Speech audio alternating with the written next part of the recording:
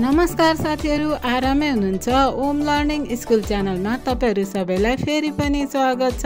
आजको भिडियोमा चाहिँ म तपाईहरुलाई यो बल कसरी बनाउनु त भन्ने कुरा ड्राफ्ट सहित सिकाउँदै छु। भिडियोलाई सुरुदेखि अन्तिमसम्म हेरिदिनु होला र यदि च्यानलमा नयाँ हुनुहुन्छ भने च्यानललाई सब्स्क्राइब गरी बेल आइकन क्लिक गर्न नभुल्नु होला। ल आजको भिडियोतर्फ जाउँ है त। बल बनाउनको लागि चाहिँ साथीहरु मैले दुईटा ड्राफ्ट तयार गरेको छु, जसलाई चाहिँ मैले रियल बल बच्चाहरुले खेल्ने बललाई हेरेर यो मेजरमेन्ट निकालेको हो। तपाईहरुले पनि आफ्नो घरमा कुन साइजको बल छ त्यो अनुसार बनाउन सक्नुहुन्छ भने ठ्याक्क यो मेजरमेन्ट अनुसार ड्राफ्ट निकालेर पनि बनाउन सक्नुहुन्छ है। यो आजको भिडियो चाहिँ मैले कसैको रिक्वेस्टमा बनाएको होइन साथीहरु, यो चाहिँ मैले सानो एउटा केटा बेबीको लागि चाहिँ गिफ्ट दिन पर्ने भएर यो मैले बनाउँदै थिएँ र तपाईहरुलाई पनि युजफुल हुन सक्छ भनेर यो भिडियो चाहिँ आज तपाईहरुमाझ ल्याएको छु साथीहरु।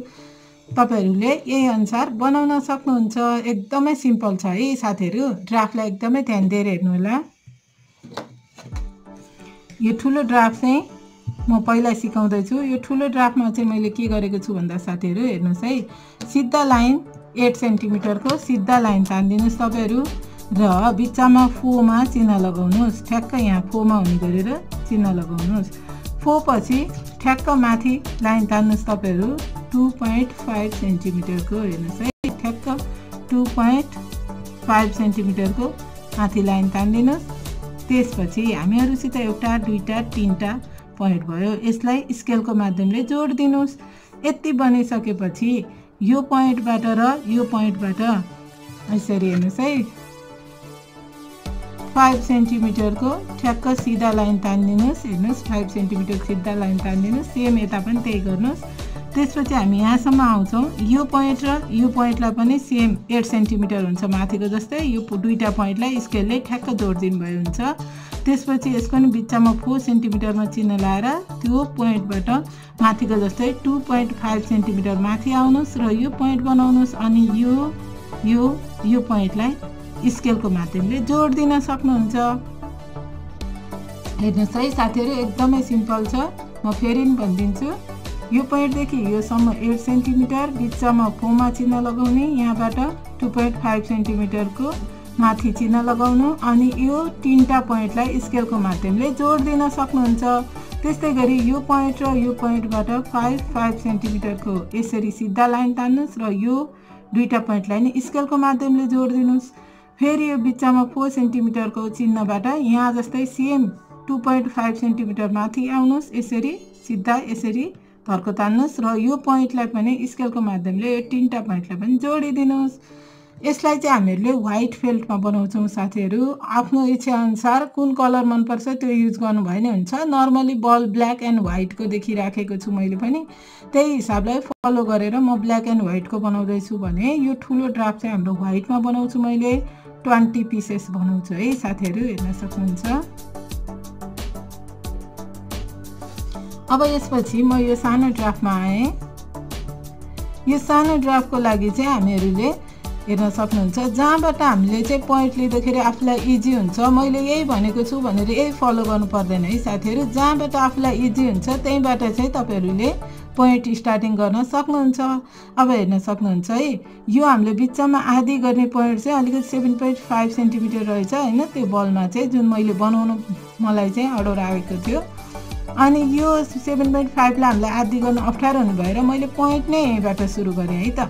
यो पोइन्टबाट यो पोइन्टसम्म सिधा 7.5 सेन्टिमिटर को तान्दिए लाइन, हेर्न सक्नुहुन्छ। यस्तो बेलामा चाहिँ हामीले जब 8 भयो भने ठ्याक्क 4 गर्छौं, 5 भयो भने 2.5 गर्छौं। जब यस्तो 7.5 जस्तो अप्ठ्यारो आयो भने हामीहरूले सिधा लाइन तान्ने 7.5 सेन्टिमिटर र यसलाई यसरी डबल गरिदिएर बराबर गरिदिने। हेर्नुस् है, यसरी बराबर गरिदिएपछि बिचको पोइन्ट आउँछ साथीहरु। अनि यो बिचको पोइन्टबाट चाहिँ मैले यहाँबाट यहाँ माथि 3 सेन्टिमिटर लिएको छु। हेर्न सक्नुहुन्छ, यो टुप्पोसम्म नाप्नुपर्छ है, 3 सेन्टिमिटर छ यहाँनिर। हेर्न सक्नुहुन्छ ठ्याक्क 3 सेन्टिमिटर छ। त्यसपछि यो पोइन्टबाट यहाँसम्म 3 सेन्टिमिटर को यहाँ हामीले तान्दिएपछि यो तीनटा पोइन्टलाई स्केलको माध्यमले जोइन गरिदिनुस् है। अनि यति पार्ट बनिसक्यो। यो पोइन्टबाट तपाईहरुले यहाँ मुनि जानुस् 4.5 सेन्टिमिटरको सिधा लाइन तान्दिनुस् यो पोइन्टबाट यहाँसम्म। अब तपाईसित यो पोइन्ट भयो। त्यसपछिबाट त्यो पोइन्टबाट चाहिँ तपाईहरु 2.5 सेन्टिमिटर र यता पनि 2.5 सेन्टिमिटर गरेर टोटल 5 हुने गरेर एउटा लाइन बन्छ हाम्रो। हेर्नुस् यता 2.5 यता 2.5 सेन्टिमिटरको हुन्छ र टोटल 5 को हुन्छ। यसरी हाम्रो अब यो पोइन्ट पनि भइसक्यो हामीहरुसित। यो भएपछि हामीले यो पोइन्टसित यसलाई स्केलले जोइन गरिदिन सक्छौं। यो हाम्रो सिधा लाइन भयो। यसरी हाम्रो यो ड्राफ्ट बनेर रेडी हुन्छ। हेर्न सक्नुहुन्छ है साथीहरु। पहिला 7.5 लिने, यसलाई यसरी दोबारेर गर्ने। त्यसपछि यहाँबाट 3 सेन्टिमिटर छ, यहाँबाट 4.5 सेन्टिमिटर छ। यो पनि टोटल 7.5 हुन्छ यहाँदेखि यहाँसम्मको। अनि त्यसपछि यहाँबाट 2.5 यहाँबाट 2.5 गरेर टोटल 5 सेन्टिमिटरको छ। यसरी सबै पोइन्ट भएपछि हामीले स्केलले जोइन गरिदिन सक्छौं। यो चाहिँ मैले ब्ल्याक फेल्टमा बनाउँदै छु। 12 पिसेस बनाउँदै छु साथीहरु, हेर्न सक्नुहुन्छ। यसरी ड्राफ्ट बनाइसकेपछि चाहिँ साथीहरु हामीहरुले कपडामा ड्रा गर्न सक्छौं इजिली।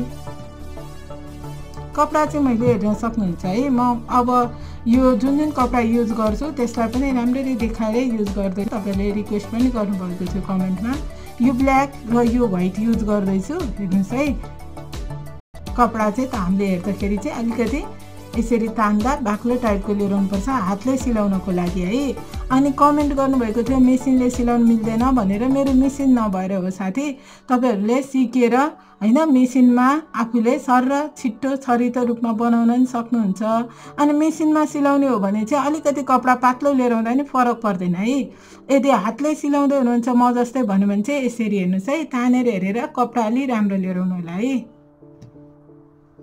हेर्नुस् मैले 175 रुपैयाँ मिटरको किनेको हो है। यो हेर्न सक्नुहुन्छ। अब म ड्राफ्ट गर्दै छु यसमा। पहिला म व्हाइटको गर्छु। ड्राफ्ट चाहिँ कोर्न मैले धेरैवटा डल्सहरुमा सिकाइसकेको छु। यसमा म थोरै मात्रै सिकाउँदै छु है। यो व्हाइटमा गर्ने हेर्नुस् है।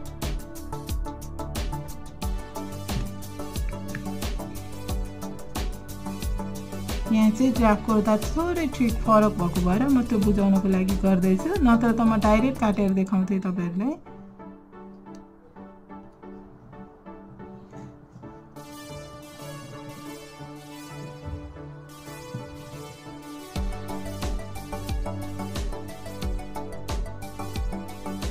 यो चाहिँ क्वेशन खासमा मलाई चाहिँ धेरै जनाले गर्नु पनि भएको थियो। त्यसैले आज यो क्वेशनको सल्युसनको रूपमा पनि म यो ड्राफ्ट गरेर देखाउँदै छु है।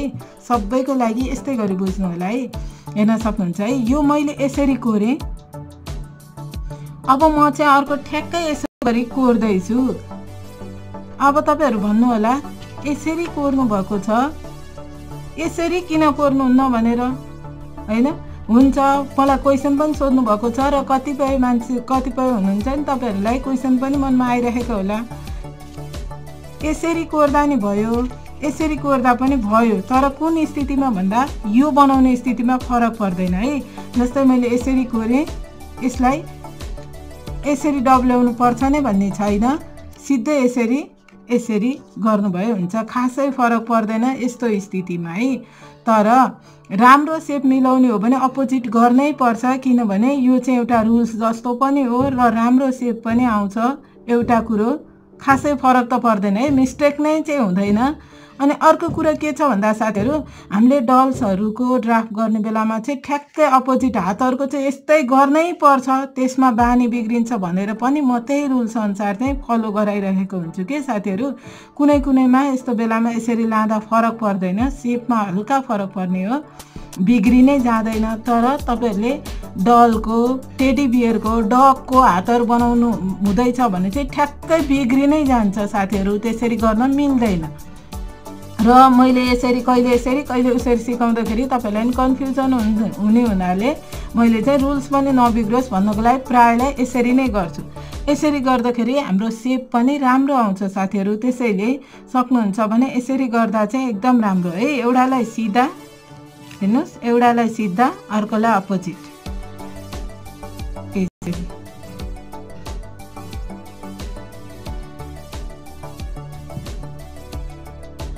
टेडी बियरहरुको हात खुट्टा बनाउने स्थितिमा चाहिँ यो गर्नै पर्छ, एकदमै गर्नुपर्छ। गरिएन भने बिग्रिन्छ है साथीहरु। यसरी हेर्न सक्नुहुन्छ।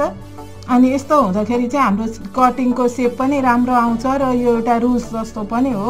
यस्तो स्थितिमा चाहिँ मिस्टेक हुँदा नबिग्रिने, सिधा सिधा हुँदा यसरी राख्दा हेर्नुस् न फरक त पर्दैन, सिधा सिधा हुँदा नबिग्रिने स्थिति हो।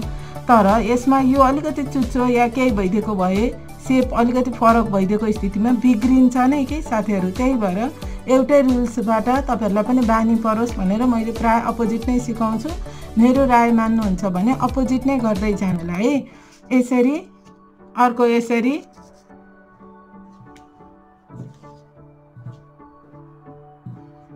त्यस्तै गरी अब फेरि सिधा हुन्छ हेर्नुस् यसरी।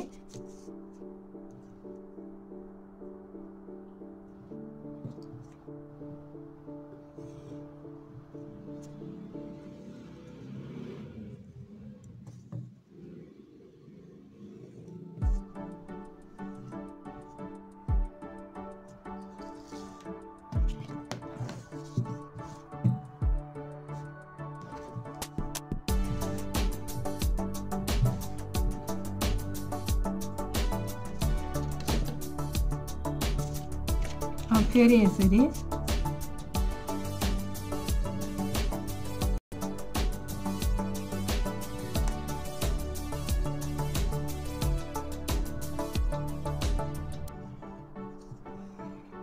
हेर्नुस् है। मैले 4वटा यहाँ बनाइसकेँ। यो चाहिँ हाम्रो 20 पिस बनाउनु थियो। यसरी फेरि उल्टो गरी फेरि यहाँबाट यसो गरी फेरि यहाँबाट यस्तो गरे।